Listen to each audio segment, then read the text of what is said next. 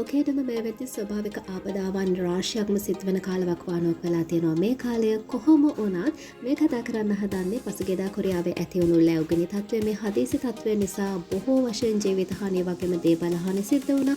මේ තත්ත්වයත් එක්ක එරට රජය සෑහෙන පරිශ්‍රමයක් දරුවා මේ තත්ත්වය සමතයකට පත් කරන්න.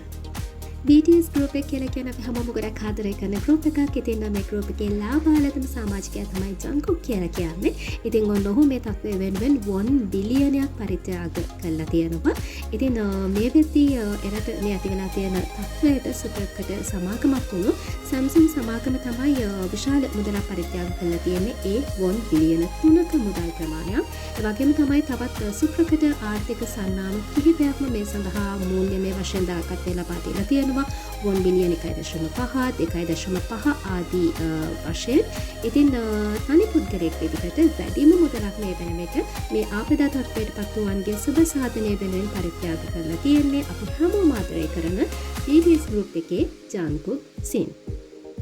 ඉතින් ජංකුක් ලබා දීලා තිබුණු මේ මුදලෙන් සම්පූර්ණ මුදලම කොටස් දෙකකට බෙදලා මේ ආපදාවට පත්වුවන් සඳහා වියදම් කරන්න එරට රජය තීරණය කළා තියෙනවා.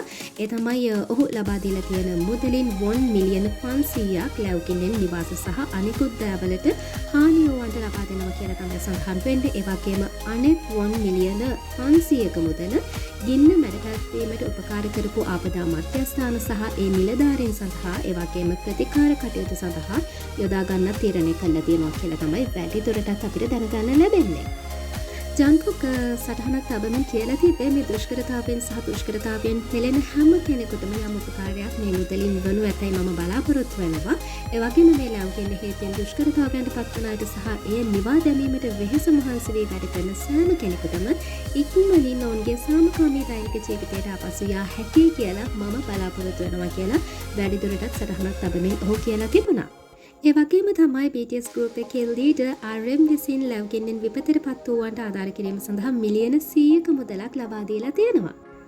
ඉතින් ඔහු තමගේ පරිත්‍යාගය ලබා දීමෙන් අනතුරුව කියලා තිබුණේ ලැබුකින්ෙන් නැති වූ හානියෙන් ගොඩ ඒමට යම් උපකාරයක් වේ සිතමින් පරිත්‍යාග කිරීමට මා තීරණය කරපු මේ මුදලින් ලැබුකින් මැඩපැත්වීමට සහ විපතට පත් වූවන් බේරා ගැනීමට හැකි උපරිමයෙන් කටයුතු කරන්නට එයින් හැකියාව ලැබෙයි කියලා ඔහු විශ්වාස කරනවා කියලා තමයි ඔහු සටහනක් තබමින් කියලා තිබුණේ.